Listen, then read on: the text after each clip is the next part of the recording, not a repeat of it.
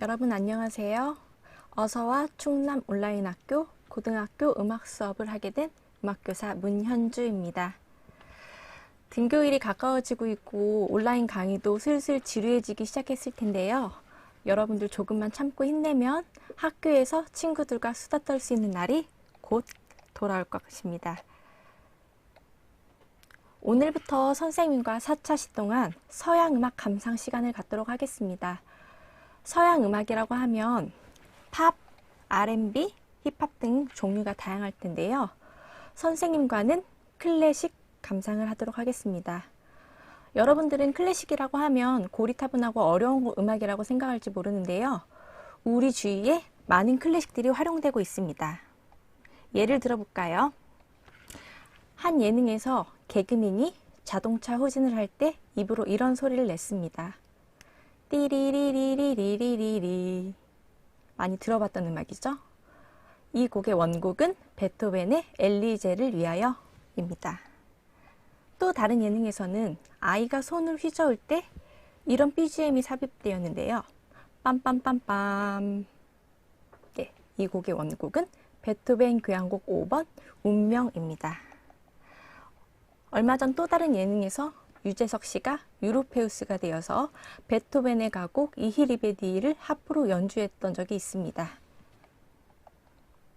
어서와 한국은 처음이지 라는 프로그램에서 외국 사람들은 이렇게 말합니다. 한국 사람들은 음악을 정말 좋아하나 봐 라고 하죠.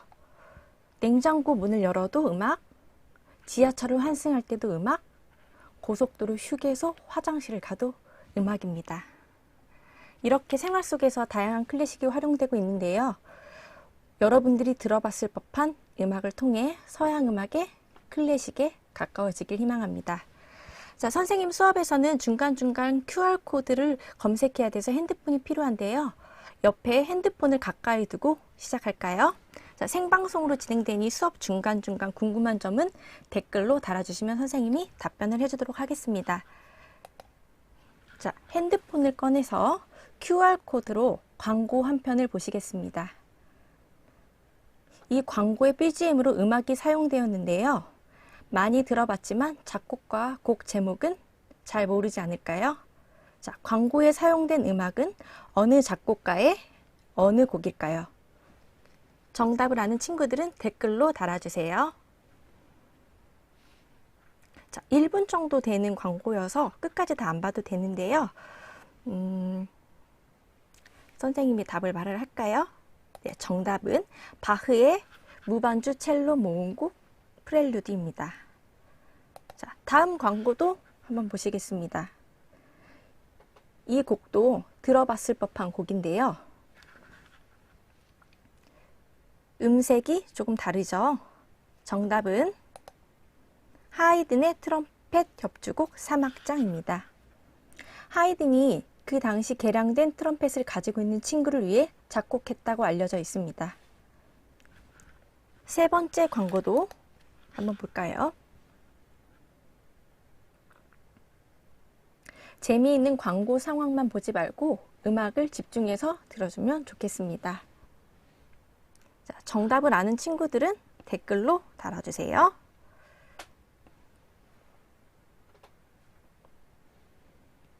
정답은 핸델의 오페라 리날도 중에 울게 하소서라는 아리아입니다. 이 곡을 들으면 카스트라토가 생각나는데요. 카스트라토는 그 당시 여자들이 무대에서 연주나 노래를 할 수 없었기 때문에 노래를 잘하는 보이스 소프라노를 거세하여 맑고 투명한 소프라노 음색을 노래하게 한 관습이 있었는데요. 1900년대 초까지 지속되었다고 기록되어 있습니다. 이렇게 생활 곳곳에 클래식과 밀접한 관계를 맺고 있는데도 불구하고 우리는 클래식을 고리타분한 음악이라고 생각하고 있습니다. 고리타분하지만 알면 알수록 흥미로운 음악 감상, 이제 본격적으로 시작해 보도록 하겠습니다. 오늘의 학습 목표입니다. 서양 음악사의 흐름을 설명할 수 있다. 바로크 음악의 특징에 대해 설명할 수 있다. 바흐의 음악을 감상하고 음악의 특징과 사용된 악기에 대해 설명할 수 있다입니다. 서양 음악사의 흐름을 한번 볼까요? 고대에서부터 시작해서 지금 우리는 근현대까지 와 있습니다. 보통 학교에서는 바로크 시대부터 배우죠. 하지만 오늘은 고대부터 배우도록 하겠습니다. 자, 고대에는 문자도 악보를 적는 기보법도 없었는데요. 음악은 있었을 것이다 라고 추정합니다. 동굴의 벽화, 그릇의 그림 등으로 추정해 볼 수 있는데요. 선생님이 사진을 제시하겠습니다. 사진을 보니 여인의 무릎에 악기 같은 게 올려져 있죠. 줄이 있는 걸로 보아해서 현악기였을 것이다. 하프의 전신인 리라였을 것이다 라고 추정합니다. 이 리라는 그리스 로마 신화 오르페우스가 에우리디케를 찾으러 지하 세계를 내려갈 때 아름답게 연주했다고 알려진 악기입니다. 자, 가운데 그림은 부는 구멍은 하나인데 나오는 구멍은 두 개죠. 아울루스라는 악기인데요. 이로 인해서 현악기와 관악기가 있었을 것이다 라고 추정합니다. 자, 왼쪽은 유프라테스 지역의 무덤에서 발견되었고 오른쪽은 현대에 와서 복원된 악기입니다. 황소 머리를 보아 종교적인 의미로 쓰였을 것이라 판단됩니다. 종교적인 의식음악, 장례식, 결혼식에도 음악이 쓰였을 것이라 추측하게 됩니다. 무덤에서 발견된 묘비인데요. 글자 위에 어떤 기호들이 보이시나요? 이게 무엇일까? 혹시 악보이지 않을까? 현대에 와서 학자들이 이걸 악보와 음악으로 복원합니다. 고대 음악 중 유일하게 완전한 형태의 노래인데요. 세이킬로스의 노래입니다. 세이킬로스라는 사람이 자신의 아내를 위해 묘비에 새긴 악보이고요. 기원 후 1세기경으로 추정됩니다. 자, 느낌이 어떤지 한번 들어볼까요?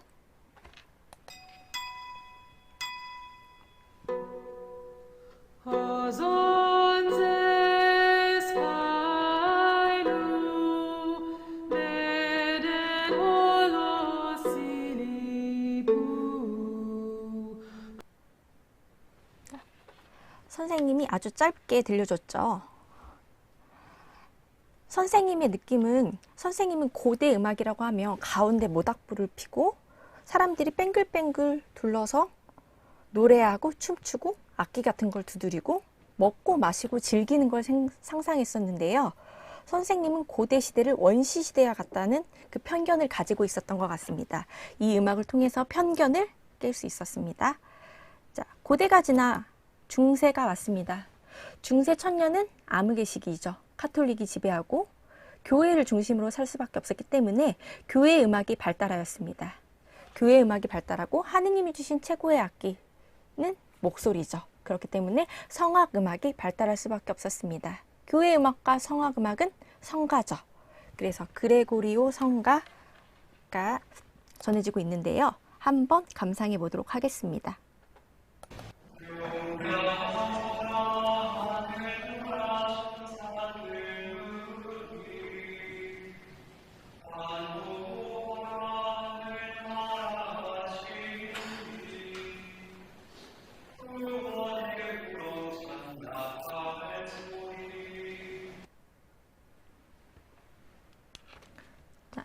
중세는 무반주 성악음악이 대세를 이루었죠. 교회에서 하나의 악기만을 인정해 줬는데요. 그 악기는 오르간입니다. 자, 또 중세 음악의 특징은 단성음악이라는 건데요. 단성은 하나의 성부만 있다는 거예요. 하나의 성부 혼자서 노래를 부른다는 거죠.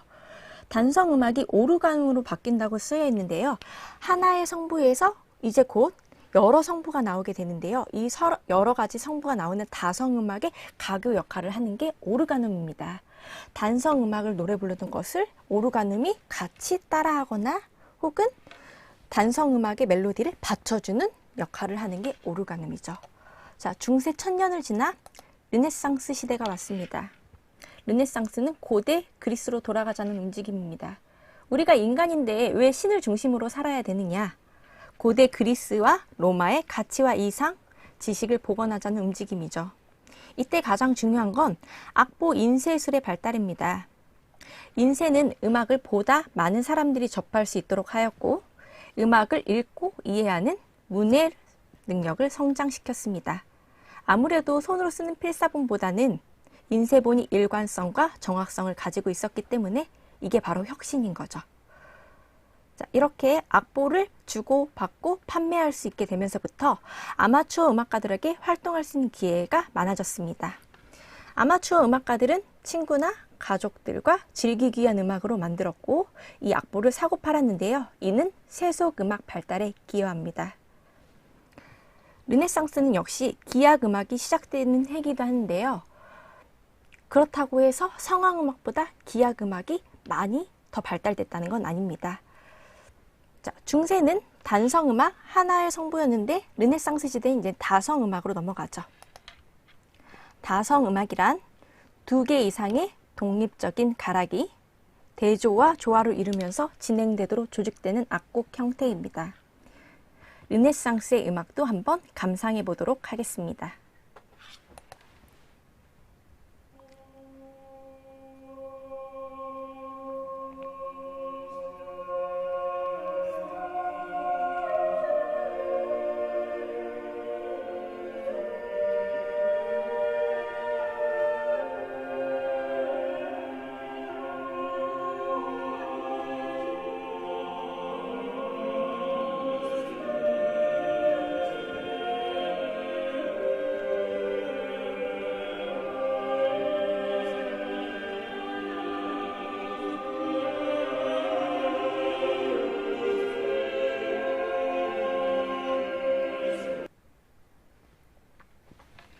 다성음악 2개 이상의 독립적인 가락이 대조와 조화를 이루면서 진행된다. 느끼셨나요, 여러분? 자, 이제 르네상스를 지나 바로크로 넘어갑니다. 바로크는 포르투갈어로 일그러진 진주라는 뜻을 가지고 있습니다. 자, 고대 중세 르네상스를 지나 1600년 오페라가 시작되는 해를 바로크의 시작으로 잡고요. 1750년 바흐가 죽은 해를 바로크의 끝으로 규정짓습니다. 바로크 음악의 특징은 역동적이고 장엄하고 웅장하고 과장되어 있습니다. 자, 선생님이 조각을 2개 보여주겠습니다. 왼쪽의 조각은 르네상스 시대 미켈란젤로의 다비드입니다. 오른쪽은 바로크 시대 베르니니의 다비드입니다. 같은 다비드인데도 불구하고 르네상스는 고대 그리스의 영향을 받아 인간의 신체에 대한 고결함과 아름다움을 균형과 비례를 통해 표현했고요. 바로크 시대 베르니니는 돌팔매를 던지는 역동적이고 긴장된 근육과 표정, 과장된 표정을 중시했습니다. 역시 베르니니가 조각한 성녀 테레사의 환이라는 작품입니다. 대리석으로 옷감의 구김까지도 세밀하게 묘사했는데요. 특히 성녀 테레사의 표정을 과장되게 표현했다고 알려집니다.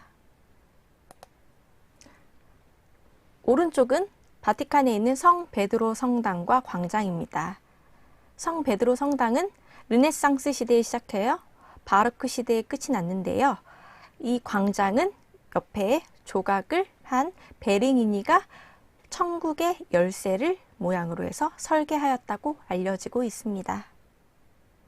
그렇다면 바로크 시대의 음악에 대해서도 한번 알아볼까요?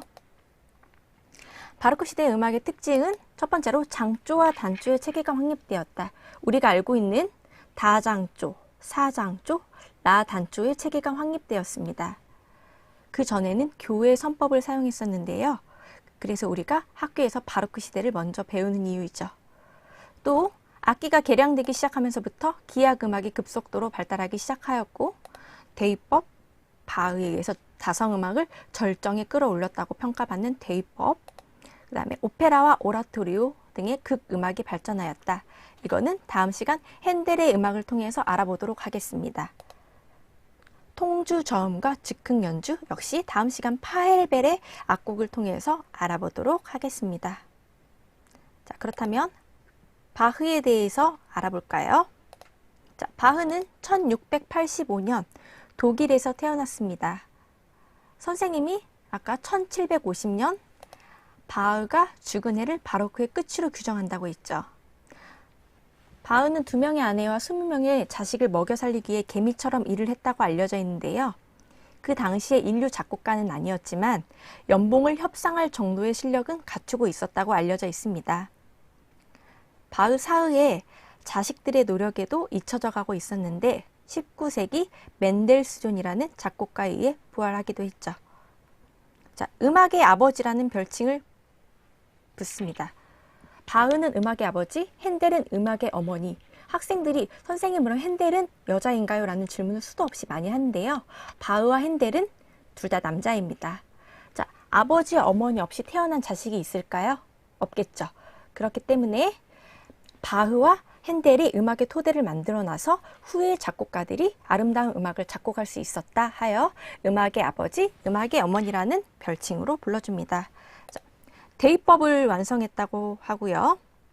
오늘 선생님과 감상할 곡은 토카타와 푸가, 브란덴부르크 협주곡, 무반주 첼로 모음곡, G선상의 아리아 이 4곡입니다. 자, 처음으로 선생님이 토카타와 푸가의 한 구절을 들려줄 건데요. 이 부분은 어느 악기로 연주되어 있는지 혹시 아시면 댓글로 달아주세요.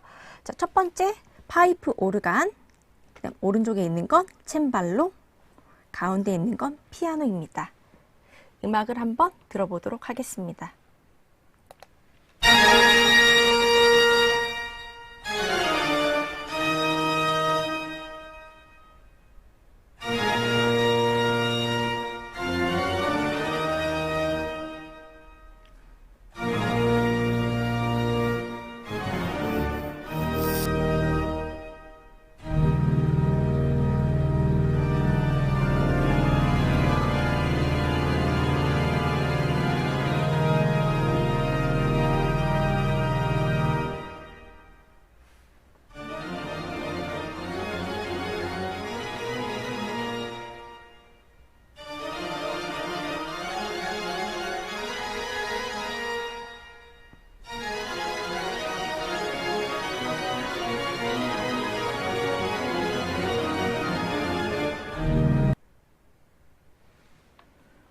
여러분이 금방 들었던 곡을 연주했던 악기는 1번 파이프 오르간입니다. 중세시대 교회에서 유일하게 연주할 수 있었던 오르간 1번입니다. 자, 두 번째 챈발로는 귀족의 집이나 궁정에서 많이 사용되었는데요. 챙챙챙챙 소리가 납니다. 그 당시 귀족들은 내가 이 정도의 재력은 되지 하고 과시용으로 이 챈발로를 구입했는데요. 그래서 그림이 화려하고 장식도 아주 화려합니다. 챈발로는 음량이 작은 악기였는데요. 그래서 귀족의 살롱이나 궁전에서 연주하긴 적합했는데 점점 공공 연주회장으로 옮겨가면서부터 저 멀리까지 들리기 위해서 음량이 큰 악기가 필요하게 되었습니다. 그래서 챈발로를 음량이 큰 악기로 개량하기 위해서 만든 게 피아노 포르테, 지금 피아노라고 불리는 이 가운데 있는 피아노입니다. 자, 다시 토카타와 푸가로 돌아가서 우리가 조금 전에 들었던 부분은 도입부입니다. 토카타라는 형식과 푸가라는 형식을 두 개 합해놔서 토카타와 푸가라는 제목이 붙었는데요. 우리가 조금 전에 들었던 건 도입부이고 토카타의 주제는 이렇게 악보로 나와 있습니다. 토카타는 터치, 손을 대다는 뜻으로 빠른 프레이즈, 즉흥적이고 자유로운 건반 악곡의 형식인데요. 발로 베이스를 꾹 누르면 위에서 피아노로 화려하게 연주하겠죠. 오르간을 화려하게 연주하겠죠.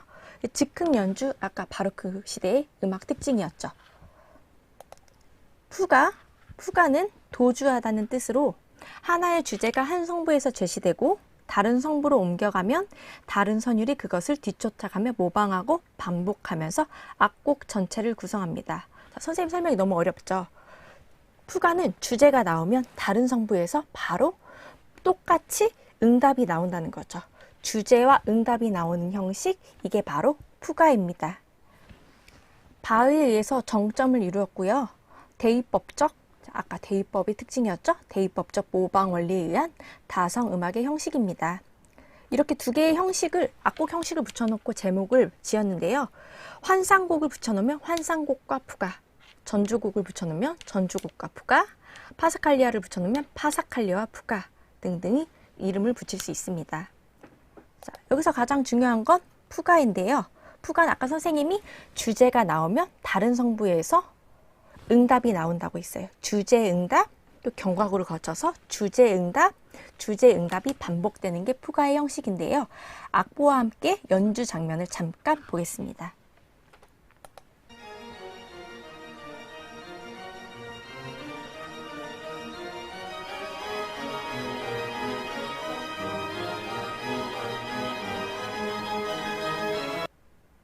자, 너무 순식간에 지나가 버렸죠. 주제, 악보를 보면 주제가 따라라라라라라 하면 응답은 다른 성부에서 레도레시레라레로 나오죠. 자, 이게 대입법적 법칙인데요. 대입법이 굉장히 어렵죠. 바흐에 의해서 정점을 이루고 다음 시대에 가면 너무 무겁고 어렵고 복잡하고 장중하다고 해서 서서히 다른 양식으로 넘어가게 됩니다. 자, 두 번째 곡을 한번 들어볼까요? 자, 두 번째 브란덴부르크 협주곡인데요. 여러분들은 학교에서 배웠을 텐데 점점 크게, 점점 여리게 라는 크레센도, 데크레센도가 있죠. 이때 당시에는 크레센도, 데크레센도가 없었어요. 그래서 악기 음량을 비교하고 싶을 때, 대조하고 싶을 때 크고 작게를 큰 소리를 낼 때는 합주 악기, 모든 악기가 다 같이 연주하고 작은 소리를 원할 때는 바이올린, 첼로, 챈발로 같이 몇몇 악기만 연주하고 다시 큰 소리를 원할 때는 모든 악기가 연주하고 크고 작고 크고 작고를 이렇게 대조했는데요. 자, 브란덴부르크 협주곡이 이 바로크 시대에 크고 작고 크고 작고를 대조를 잘 나타낸 곡이어서 선생님이 가지고 왔습니다. 이걸 합주 협주곡이라고 하는데요. 합주 악기군과 독주 악기군이 대조를 만들어냅니다. 한번 감상해 보도록 하겠습니다.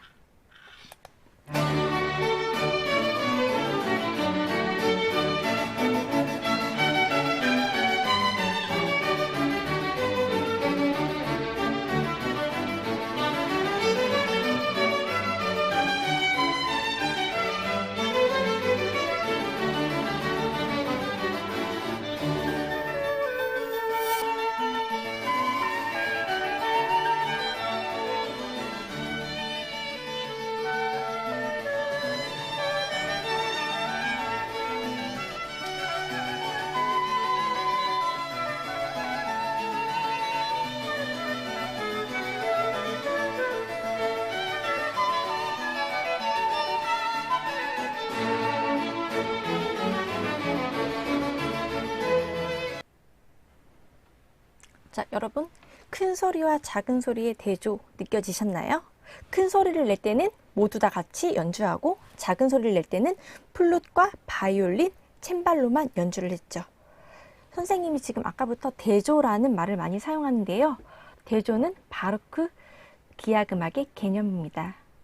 르네상스 음악, 아까 들었을 때는 르네상스 음악은 음향의 조화가 이상이라면 바로크 음악은 대조와 대극을 추구하는 특성을 가지고 있습니다. 자, 비올족 사진을 가지고 왔는데요. 비올족이라고 하면 지금 우리가 알고 있는 현악기가 표준화되기 전에 다양한 크기의 악기들을 말합니다. 줄도 4줄, 5줄, 6줄, 7줄 굉장히 다양한데요. 비올라 다감바와 비올라 다 브라치오 연주의 사진입니다. 그리고 오른쪽은 비올라 다 감바를 연주하는 청년의 그림입니다. 자, 이렇게 비올족들이 개량되기 시작하고 개량이 되고 난 다음에 현재 우리가 알고 있는 바이올린, 비올라, 첼로, 더블 베이스, 콘트라베이스로 개량이 되는 거죠. 물론 지금까지 콘트라베이스는 아직도 표준화가 되지 않았지만 지금 어느 정도는 이렇게 갖춰져 있습니다. 자, 선생님이 퀴즈를 낼 텐데요. 어느 악기가 연주하는지 한번 맞춰보겠어요?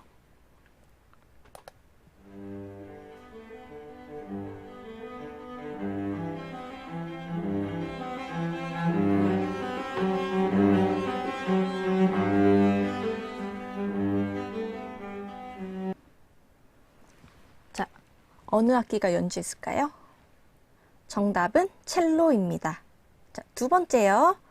이번에 어느 악기가 연주하는지 한번 들어보세요.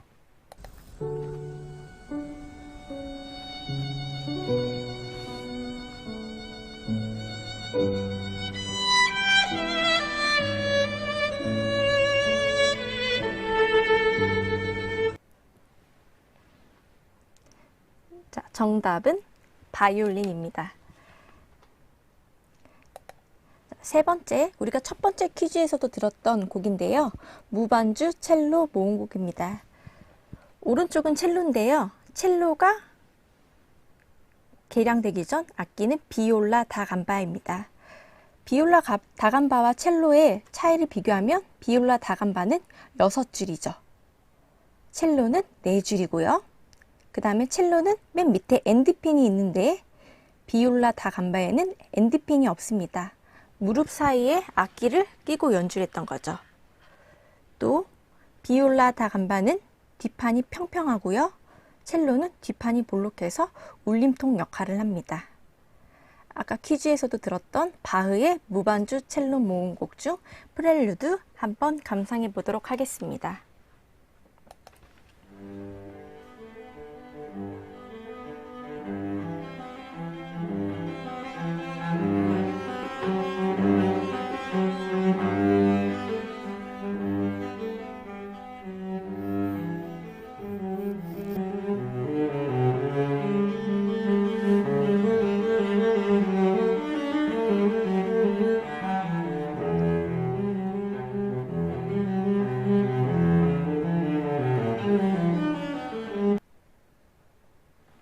첼로의 음색이 느껴지셨나요?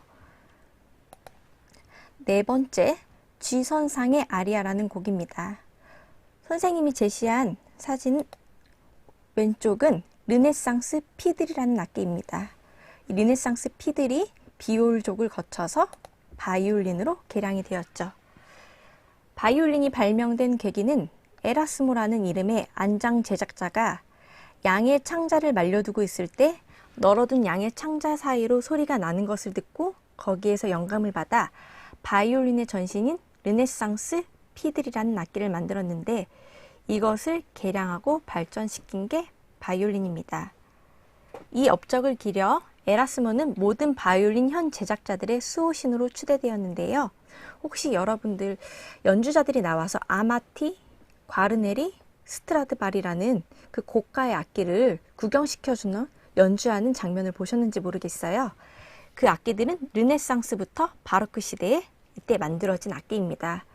현대 과학 기술로도 이때 만들어진 악기들의 음색, 음량, 음향을 따라잡을 수 없다고 합니다. 자, 그렇다면 G선상의 아리아, G는 솔이죠. 개 이름으로 솔선에서 연주해서 G선상의 아리아라고 불려지는 바흐의 G선상의 아리아 지금부터 감상해 보도록 하겠습니다.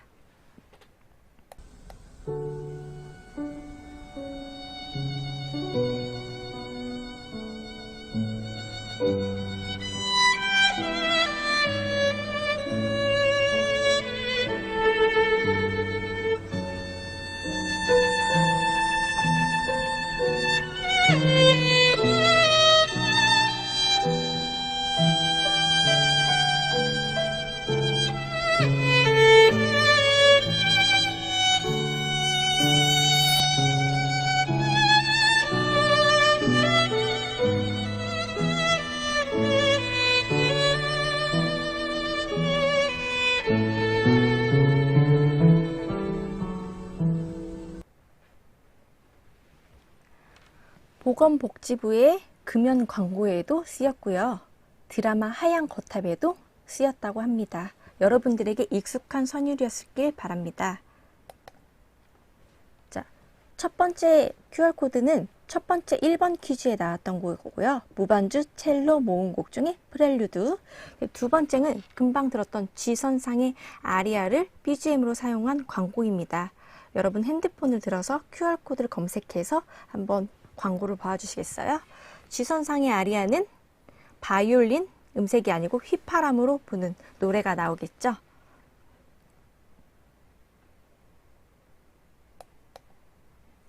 자, 지금까지 선생님과 서양 음악사의 흐름에 대해서 알아봤고요. 바로크 시대 음악 특징을 알아봤습니다. 또 바흐의 음악을 감상하면서 바로크 시대의 음악 특징에 대해서 알아봤습니다. 그렇다면 오늘 배운 내용을 한번 복습해 볼까요? 자, 1번 서양 음악사의 시대 흐름을 설명해 보시오. 바로크까지 한번 설명해 볼까요? 고대, 중세, 르네상스, 바로크입니다. 자, 2번 바로크 음악의 특징은 무엇입니까? 자, 여러분들이 아는 대로 한번 얘기해 볼까요? 가장 중요한 건 장조와 단조의 체계가 확립되었다. 또 다음 시간에 배우겠지만 핸델의 오페라, 오라토리오 같은 성악음악 장르가 확립되었다. 악기가 개량되기 시작하면서부터 기악음악이 발달하기 시작하였다. 바흐에 의해서 다성음악이 절정을 이루었다 등이 있습니다. 자, 세 번째, 독주 악기군과 합주 악기군의 대조를 이루는 악곡의 형태는 무엇이라고 합니까? 정답은 합주 협주곡입니다. 자, 여러분들 오늘 배운 내용이 다 기억이 나셨으면 좋겠네요. 자, 다음 시간에는요, 선생님과 바로크 음악가 핸델, 비발디, 파엘벨의 음악을 감상하며 바로크 시대 음악 특징을 이해해 보도록 하겠습니다. 과제는 CF의 클래식이 활용된 예를 찾아보기, 파이프 오르간과 챈발로, 피아노의 특징을 조사해 보기입니다. 과제는 각 학교 선생님의 지시에 따라주시면 되겠습니다. 오늘 들었던 내용을, 음악을 감상할 수 있게 선생님이 QR코드로 만들어 놨습니다. 토카타와 푸가, 브란덴부르크 협주곡, 무반주 첼로 모음곡, G선상의 아리아입니다. 내일은 바로크 시대 음악의 특징에 대해 더 알아보도록 하겠습니다. 생활 속 거리두기 실천하시고요. 내일 만나도록 하겠습니다. 고생하셨습니다.